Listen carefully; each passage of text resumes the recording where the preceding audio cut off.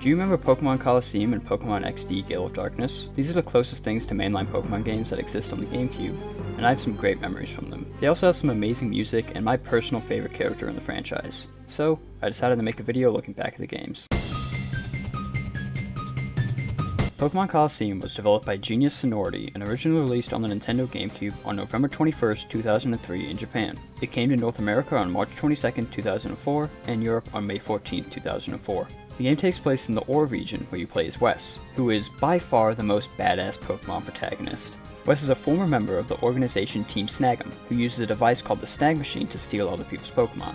In the opening cutscene of Pokémon Colosseum, Wes blows up a Team Snag'em building to steal the Snag Machine. After stealing the Snag Machine, Wes saves Rui from some thugs in Phoenix City. Wes later learns that Rui has the unique ability to see Shadow Pokémon whose hearts have been corrupted. Wes and Rui then start their journeys together to save Shadow Pokémon and stop Cypher, the evil organization who created Shadow Pokémon. Gameplay-wise, Pokémon Colosseum is similar to the mainline Pokémon games at the time, but your character is able to move freely in a 3D space. Battles work the same as in the mainline games, but most battles in the game are double battles. There are no wild Pokémon in the game, so the only way to get more Pokémon is to catch Shadow Pokémon that belong to other trainers by using the Snag Machine. Once you catch a Shadow Pokémon, you can purify it by battling with it until its Shadow meter is empty, and then going to the shrine in the Gate Village. There are 48 Shadow Pokémon available to catch in Pokémon Colosseum. Pokémon Colosseum is compatible with all 5 mainline Pokémon games on the Game Boy Advance: Ruby, Sapphire, Emerald, Fire Red, and Leaf Green. You can trade items and Pokémon between the games, but need to have beaten the main story in Colosseum and have a GameCube Game Boy Advance cable and Game Boy Advance to connect the games. Aside from the story mode, there is also a battle mode where you can compete in Colosseum battles or Battle Now battles. In Colosseum battles, you use your Pokémon to battle in a tournament style, facing off against NPCs and advancing through the rounds until they reach the finals. You can choose between single and double battles. You can also register Pokémon from one of the mainline games on the Game Boy Advance to use in Colosseum battles. Also in the Colosseum Battles section is the Mount Battle Challenge, where you attempt to defeat 100 trainers in a row. In Battle Now battles, you don't use your own team, but instead use a rental Pokemon team to battle other trainers. Pokemon Colosseum also has a reputation for being quite challenging. Most of the story mode battles are double battles, which are few and far between in most mainline Pokemon games. So, for most people at the time, this was a fairly unfamiliar format. Also, since you can only catch Shadow Pokemon, you don't have a very large pool of Pokemon to choose from to assemble your team.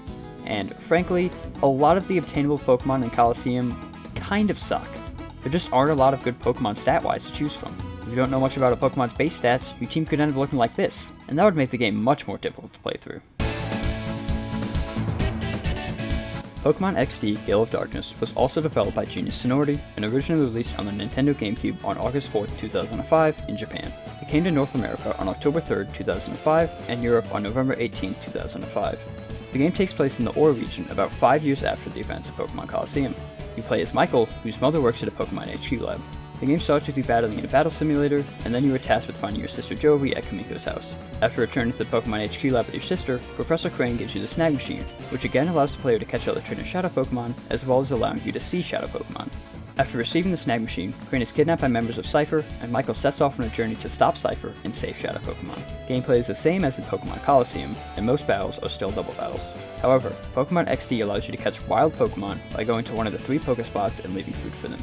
There are also several Pokemon that can be obtained through in-game trades with NPCs. Shadow Pokemon are able to be caught and purified in the same fashion as in Pokemon Colosseum, but you can also purify Shadow Pokemon by leaving them in the Purify Chamber. The Purify Chamber slowly purifies Shadow Pokemon over time, and purifies Pokemon faster if it is set up so that a Pokemon's type is super effective to the Pokemon's type next to it. There are 83 Shadow Pokemon and 9 Wild Pokemon available in Pokemon XD. Pokemon XD is also compatible with the 5 mainline Pokemon games on the Game Boy Advance. Items and Pokemon can be traded between games, but a certain side quest must be completed first, and you must have a GameCube Game Boy Advance cable to connect the games. Pokemon XD does not have a battle mode like Pokemon Colosseum. However, you can compete in Colosseum battles at the Ore Colosseum after completing the main story. Mount Battle is also still in the game with the 100 Trainer Challenge. There are also quite a few changes made to Shadow Pokemon from Pokemon Colosseum to Pokemon XD. Shadow Pokemon can no longer be placed in the daycare, and they can learn exclusive moves via purification. Multiple Shadow moves were added so that Shadow Rush is no longer the only Shadow move. Shadow moves are now super effective against non-Shadow Pokemon, and are not very effective against Shadow Pokemon.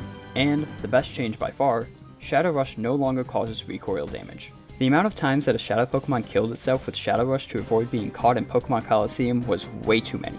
There are also several characters from Pokemon Colosseum that are present in Pokemon XD, including this funky fellow here.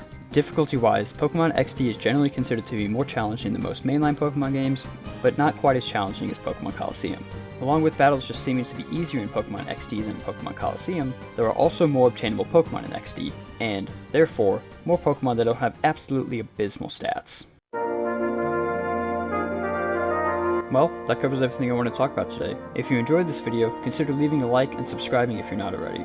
It's free and I would really appreciate it. I got most of the information in this video from Bulbapedia, so I'll leave a link to those specific articles in the description if you want to read more about the games. I'll also leave links to the music that I used in the video. Lastly, I want to give a huge thanks to Long Play Archive. I used some clips in this video from the long play of both Pokemon Colosseum and Pokemon XD Gale of Darkness. They do a ton of long plays of games on the channel, so I'll leave a link to them in the description for you to check out. And if you made it this far, thank you so much for watching, I really do appreciate it, and I will see you next time. Bye bye.